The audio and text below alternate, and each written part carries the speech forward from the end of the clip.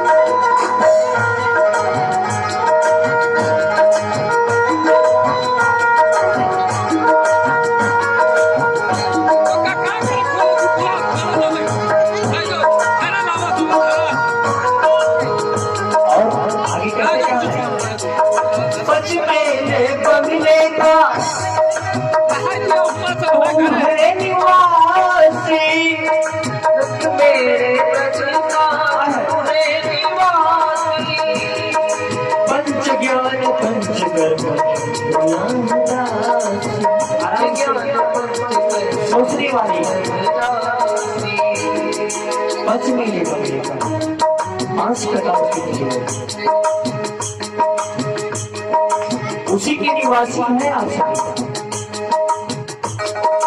और पंच ज्ञान भी होता है, पंच कर्म भी होता है, पंच इंद्रिया भी होती है। ज्ञान इंद्रिया पास तो ही होती है,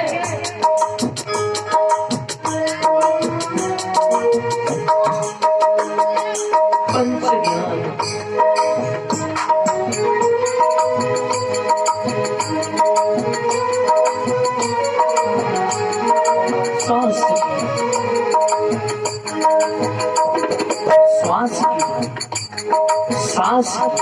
श्वास मतलब सांस की सुमेरनी मतलब जितनी बार ऊपर नीचे आपकी ज्वाला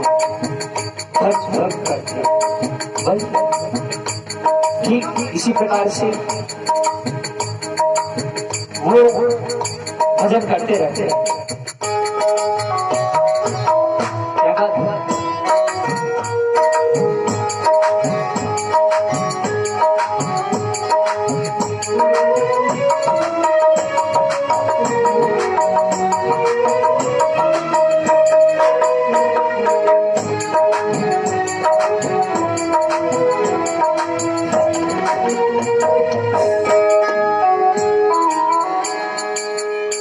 प्रहलाद जी ठीक इसी प्रकार से भजन तो बहुत बड़ा ज्यादा आपको गायन नहीं करेंगे क्योंकि समय भी और ये समय बहुत ज्यादा खराब हो चुका है। सुबह से ही ऐसा क्यों हो रहा था, लेकिन हम लोग समझ नहीं पाए। ऐसा हमको लग रहा है साक्षात आज के का जन्म हो ही रहेगा सही सही में। प्रहलाद जी महाराज भजन किए और मित्र को भी सिखा दिए, अपने गुरु को भी सिखा दिए। इधर हिरण्यकश्यप सभी के ऊपर क्रोधित हो गया, लेकिन क्या करे बेचारा। एक दिन वहां उनके आश्रम में पहुंचे संगम, कहा क्या सिखाया अभी तक? कुछ नहीं सिखाया। अरे कुछ सीखता नहीं, क्या सिखाए? हरि ओम नमो नारायण नारायण स्वामी नारायण। हरि ओम नमो नारायण नारायण नारायण। हरि ओम नमो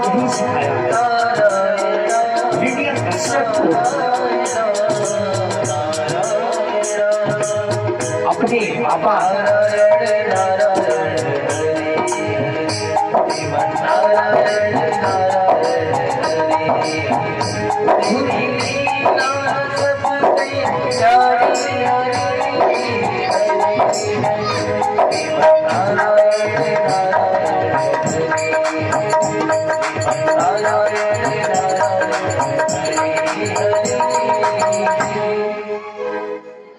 प्रहलाद जी महाराज की जय। आज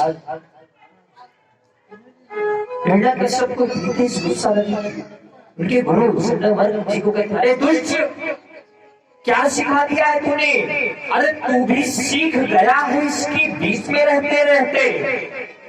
नारायण का जाप तो पहले से घर से करता था, लेकिन आज भी तू कर रहा है। मुझे तो ये नहीं पता था कि आप संगत की तरह ही बदल जाएंगे, संगत का असर जो है आपके मत में भी आ जाएगा। तू भी किसी लायक नहीं है। चलो ठीक है, प्रहलाद जी को अपने बीच सभा में बुलाया, अपने महल की बीच सभा में बुलाकर कहता है, तुझे नारायण के ऊपर बहुत अभिमान है ना, देखते हैं आज तुम्हारे नारायण को कितनी शक्ति है आपके नारायण में। आपका नारायण कहां कहां घूमता फिरता है, जहां कहो वहीं है पिताजी, नारायण नारायण नारायण नारायण हर जगह है। हाँ चलो ठीक है। अरे ना मानो पिताजी, प्रत्यक्ष प्रमाणम की कुर्यात, आप प्रत्यक्ष देखिए पिताजी, आप भूलिए मत। आप तो कहिए चाहे इस चौखट पे दिखाओ, नहीं यहाँ नहीं, कोई जरूरत नहीं है। खंभा मैं अपने सामने ही बनवाया, उस खंभे में दिखाओ, आपके नारायण को मैं भी तो देखूं कि नारायण होता क्या है। नारायण के ऊपर इतना गर्व है, इतना गर्व है।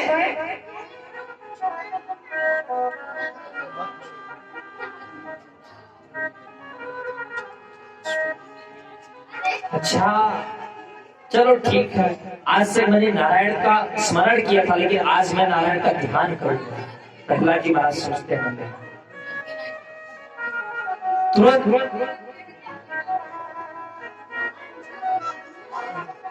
जैसे ही कहा हरि ओम नमो नारायणाय नमः, नमो नारायणाय नमः, तीसरी बार जैसे ही खंभा फाड़ के नरसिंह जी महाराज बोले, नरसिंह भगवान की जय। अरे नारायण, ये नारायण है, इसकी लीला को समझ नहीं पा रहे हैं, फिर भी नहीं डर रहे हैं। हिरण्यकश्यप जी महाराज, कारण क्या था पता है? कारण ये था, उन्होंने वरदान मांग लिया था। वरदान उनका पता है क्या था? ना मैं आकाश में मरूं, ना नीचे मरूं, ना बाहर मरूं, ना अंदर मरूं, ना नर से मरूं, ना मानव से मरूं, ना जानवर से मरूं, ना पशु से मरूं, ना पक्षी से मरूं। ये सब उसको जैसे ही नारायण जी को नरसिंह भगवान के रूप में प्रकट हुआ, उत्सव हुआ, प्रहलाद जी महाराज एकदम मन लीन हो गया। नारायण नारायण नारायण चल रही है उनकी माला। हिरण्यकश्यप तो घबरा रहा है थोड़ा, ये रूप तो मैंने पहली बार देखा, ये तो नारायण हो नहीं सकता है। नरसिंह भगवान बोलते हैं, अरे हिरण्यकश्यप आ जाओ, आओ पास में, आज तुमको दिखाओ। तुरंत धाम से उठाया और धीरे सायंकालीन की बेला गौधरी बेला पास में आ रहा था। वो भी एक प्रण किया था कि ना मैं दिन में मरूं, ना रात में मरूं। गौधरी बेला ऐसी थी कि ना दिन में होती है, ना रात में होती है, वहां असुरों का ही कार्य वो समय था। उन्होंने हिरण्यकश्यप को एक मस्तका का प्रहार जैसे किया और अपने जंघों पर बैठाया, 20 चौखट पे ले जाकर घर के ना अंदर ना बाहर। हिरण्यकश्यप हंसने लगा, अरे आप मुझे मारे, आप तो बोल रहे हैं मैंने ये वरदान मांगा है, वरदान ऐसा है कि मैं कभी नहीं मर सकता हूँ, अरे प्रयास करो। तो उन्होंने कहा, सुनो, बोलो मत, हूं मैं कौन? नारायण। अरे देखो हाथ में इतने बड़े बड़े नाखून, ये जानवर के हैं? हाँ है। तो मेरा मुख कैसा है? जैसे शेर नजर हो, शेर दिखाई दे रहा हो। ये दोनों तो वरदान कट गया। चलिए ठीक है, मैंने ये भी तो कहा था ना ऊपर मरूं ना नीचे। अरे फिर देखो बाबा, कहाँ बैठे हो आप? जंघों पे बैठे हो। ना ऊपर हो ना नीचे हो। अरे दो वरदान चले गए, फिर खंड में एक भी कार्य नहीं आया। तीसरा कहते हैं ना दिन में मरूं ना रात में। कहा फिर भूल रहे हो मैं कौन हूं? कहा कहते तो है नारायण ही हो, लेकिन मैंने आज तक आपको देखा नहीं। कहा आज देखो तुम समझो। नारायण ये देखो समय सूर्यास्त हो गया, रात की बेला निकली नहीं है, इसको गौधोली बेला कही जाती है। गौधोली बेला में कभी भोजन भी नहीं करना चाहिए, कभी पढ़ना नहीं चाहिए, पढ़ते रहिए तो बंद कर देना चाहिए। ये सब वहां पे कहते हैं ये भी गया, ना मैं नर से मरूं, न मानव से मरूं, ना जानवर से मरूं। ये सब अरे देखो मेरा सर अलग है, मेरे हाथ पांव अलग है, नाखून देख रहे हो, अब बताओ क्या है? कुछ नहीं। अब तो जान गए कि नारायण में ही सब कुछ। तुरंत एकदम सरेंडर हो गए, अपने आप को भगवान ने समर्पित कर दिया। इधर नरसिंह भगवान ने हिरण्यकश्यप का तुरंत पेट थाम चुकी है दोनों हाथों से जैसे। और भगवान का क्रोध शांत नहीं हुआ था, क्योंकि भक्त प्रहलाद को इतना सताए थे, कहां से नहीं फेंके थे उनको, जल से, झरनों से, नदी से, पहाड़ों से, कहीं से ऐसा नहीं बचा था जहां उनको छोड़े। क्रोध शांत नहीं हुआ, बल्कि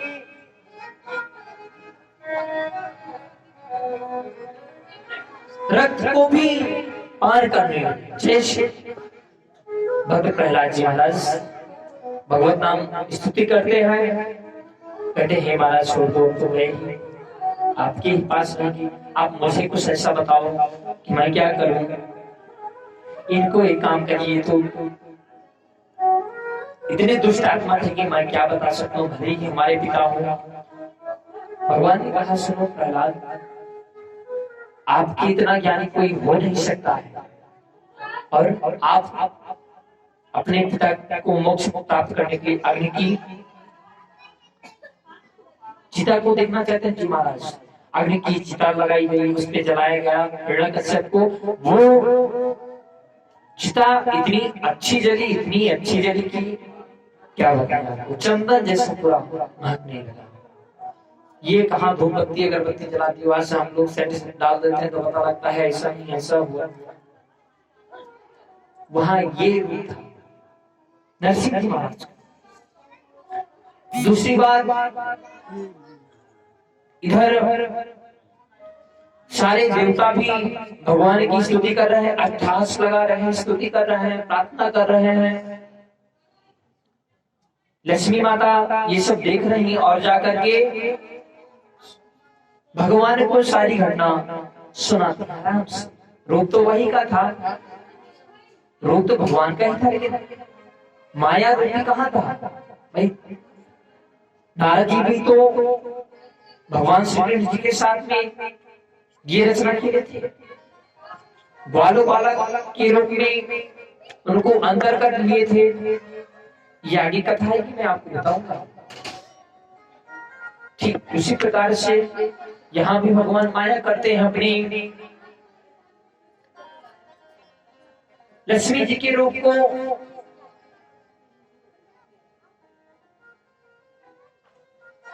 ऐसा प्रतीत हुआ कि भगवान को देख करके वो बैकुंठ में ही भाग गए, इतना क्रोधित मन को लेकर।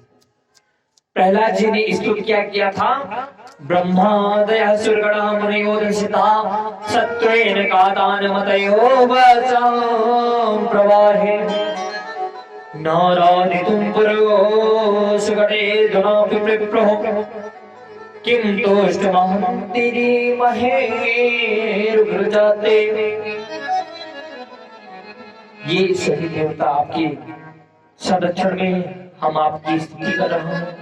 मैं ज्ञानी बालक हूं, आप मुझे माफ करिए।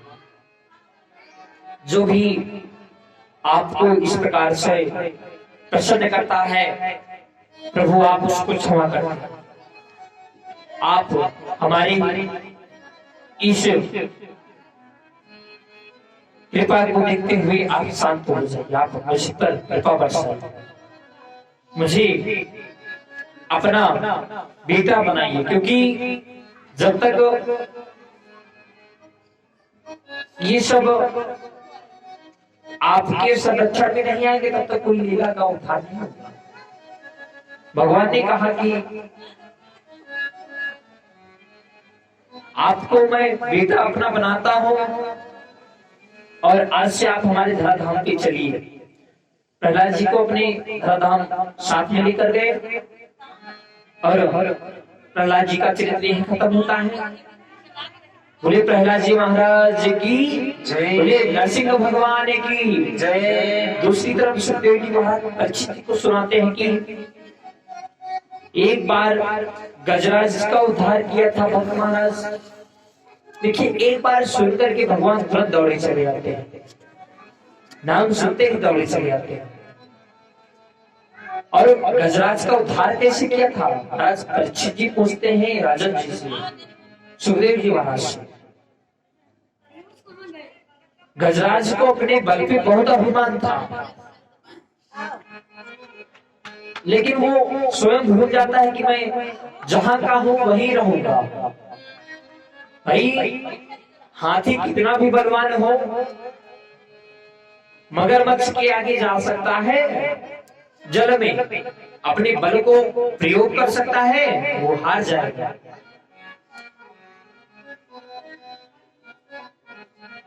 उन्होंने नहीं माना। एक समय की बात है, एक विशाल ग्रह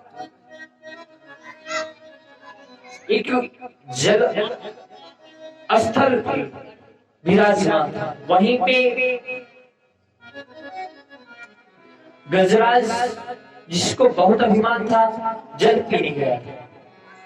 भाई, प्यास लगी तो पीने जाएगा ही जल, कुआं तो आपके पास कभी दौड़ के आएगा नहीं, कि आता है कभी कभी नहीं आएगा। उसी प्रकार से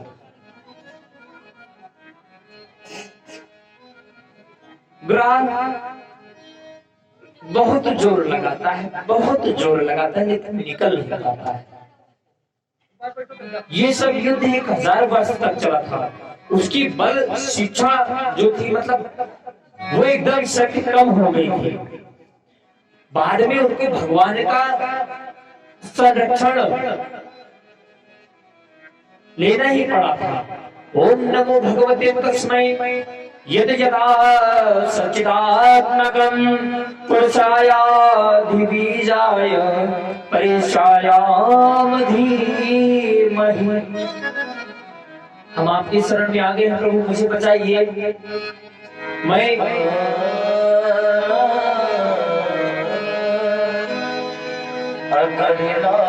देखोगे अब कुल हमारे, हम कैसे भरोसे लगेंगे किनारे। अगर ना देखोगे अब कुल हमारे, हम कैसे भरोसे लगेंगे किनारे। अगर ना देखोगे, अगर ना देखोगे।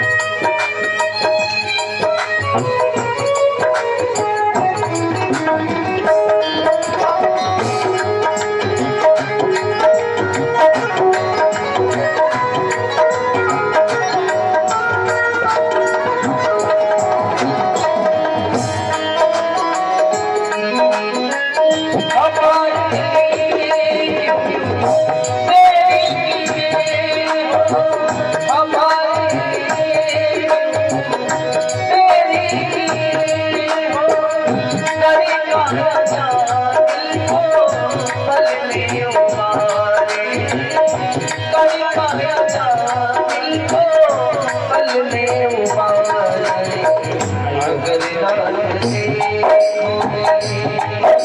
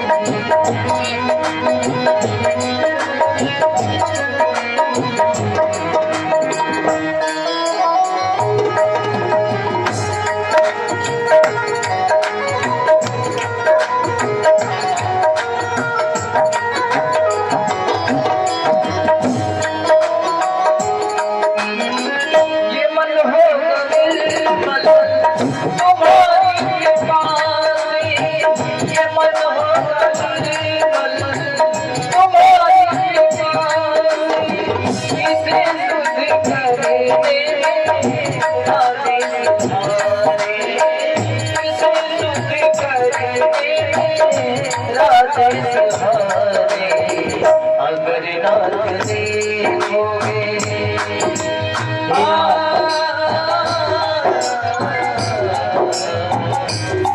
आप हमारे अब को देख रहे हो क्या बात? अगर नाथ देखोगे और अगर नाथ देखोगे हम कैसे भरोसे लगेंगे अगर नाथ देखोगे अब तुम हमारे हम कैसे भरोसे लगेंगे